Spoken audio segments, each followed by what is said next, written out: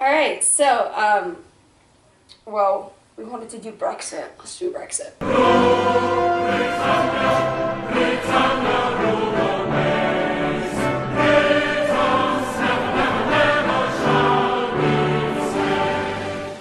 So what happened was, right, the entire point of Brexit was the fact that the United Kingdom didn't want to pay taxes to the European Union. Because the European Union, the way that it works is that they take in a ton of taxes and then they try to distribute the wealth equally amongst all the different member states. That's not what happens. No, because England, Germany, France, and I think Sweden all pay a ton of money to the EU.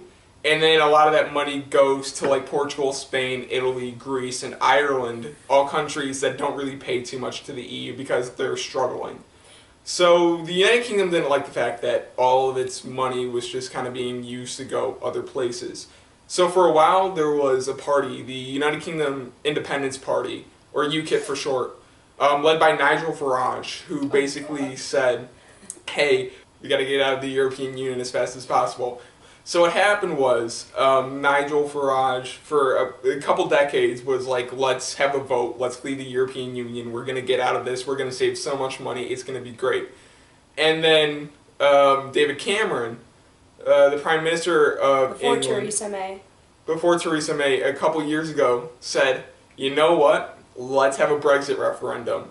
And if the people vote to leave, I am going to resign as the Prime Minister. But if the people choose to stay, I'm going to keep leading the country. Nigel Farage was like, bet. So, so Farage and UKIP led a campaign to leave the European Union. There were a few things about the campaign that people didn't entirely, people were kind of skeptical about it because there was a claim that if the United Kingdom left the European Union, they would add £350 million to the National Health Service.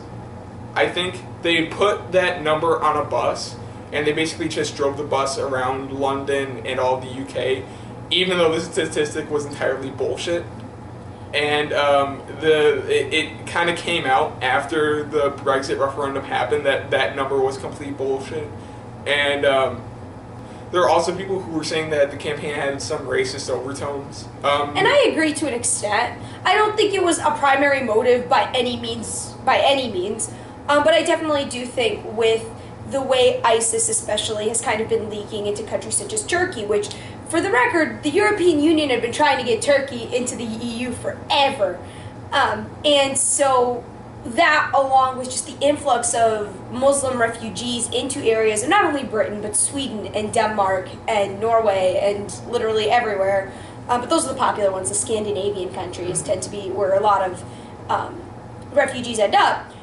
There's definitely kind of a concern there, especially with the Paris bombings and the Belgian bombings and ISIS kind of becoming more and more closer to Europe. Another thing to also keep in mind is that Britain wasn't completely in the European Union, not like Germany, right? Because Britain still had their currency, they were still using the pound. So that's definitely something to consider is if you in your head go, why Britain? Why no one else leaving the EU first? It's easier to leave when you're not as embedded. I mean, imagine Germany trying to leave, that wouldn't happen. That just flat out wouldn't happen. So Britain was already pretty economically sustainable. It wasn't countries like Italy that really depended on being in the EU for their economy.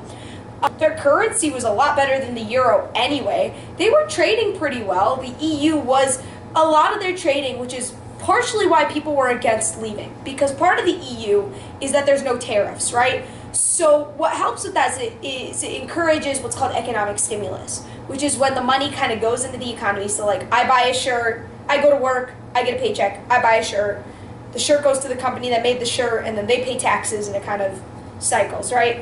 And that's really important because it keeps an economy moving. And so without the tariffs, you get that kind of economic stimulus. That's kind of really important. And the second you stagnate that, you could see a giant economic downfall, which was my concern when I was looking at Brexit.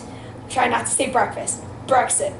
So there's definitely an economic component. There is definitely a fear component. I don't want to necessarily say racism because I think if this had happened in America, I think the fear would have been for the most part justified. Like, it's scary. But there's definitely, I don't want to say they're racist necessarily. I mean, people are scared to be scared, and they're probably going to be racist British pricks, because there always are in any faith, and disclaimer, or any, group of people. But I think that was definitely, everyone was pretty torn, and I kind of see why. But I think, especially with the rise of power of ISIS, and the closer and closer it got to targeting the British, I think the English people were just scared, and that's part of it too, along with all the economic things that we kind of talked about going into it. Yeah. And the racist part, well, I think it was overblown. There is some truth to it, because Nigel Farage actually did say some very controversial things on the campaign trail, and used some racial slurs and stuff when he was on some BBC interviews. What, if you and your mates are going out for a Chinese, what do you say you're going for? I honestly would not use the word cheeky. Would you? A lot of people would. Would you? No, but a lot of people would. So you've never used that word? I don't think I've ever used that. So those were like the two main arguments for the Leave campaign. It was largely, we're going to save a ton of money, and there aren't going to be as many immigrants. There's a patriotic aspect too, which was, for me, interesting to see, because in general, European countries see patriotism and they're like, of course you love your country, why do you need to advertise it, right? Versus here in America, it's like, America! So there was a bit of a patriotic, that was something I noticed that actually made me raise an eyebrow at Brexit, was the fact of how patriotic it ended up being. Was just because it was like, yay, we want to be British and we want to be proud to be British. And I was like, yo, you're taking American ideas and patriotism there, so that was interesting. But yeah, so it was pretty split. And then you had other countries in the UK that were kind of like, Scotland. The Scottish Independence Party, one of the Scottish Nationalist Party, my bad. They were one of the main opponents to Brexit. Basically, everyone except for UKIP didn't want Brexit to happen, but UKIP was like really pushing it forward.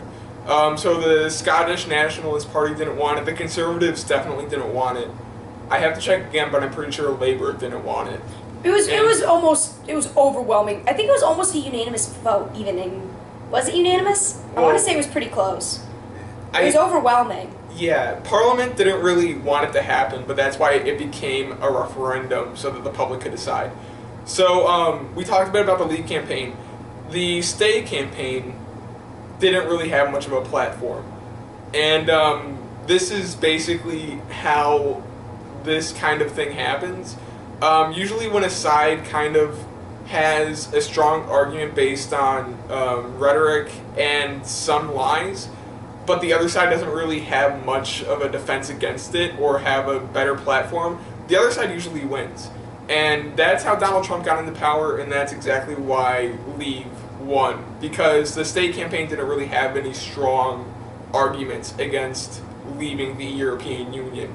All they were really doing was just kind of going on the defensive, saying, oh, that is going to happen, it isn't going to be that bad, but in the end, what they tried to do was they tried to get some major voices out to make their opinion heard. Basically all like the major members of the parliament came out against leaving the European Union. They got people like Barack Obama to say, stay in the European Union. And it eventually just came down to what the people decided. So on June 22nd, 2016, the British people went to vote in Brexit, and the results were kind of controversial because in a slight majority, I think it was 51.2%. It was 52-48, I thought it was. It was about 52-48. Yeah. And it wasn't a very decisive vote. But what happened was England and Wales basically had a majority who wanted to leave the European Union. Scotland did not have a single county that wanted to leave the European Union. And North Ireland was split, but the majority wanted to stay in the European Union. So you basically had this north-south divide where the Southerners wanted to leave the European Union, but the Northerners didn't. It sounds like the Civil War. The American Civil War. Minus all the blood and killing and guts. We haven't gotten to that yet. Yeah, true. So that happened, and for a little while, people celebrated. Let June the 23rd go down in our history as our Independence Day.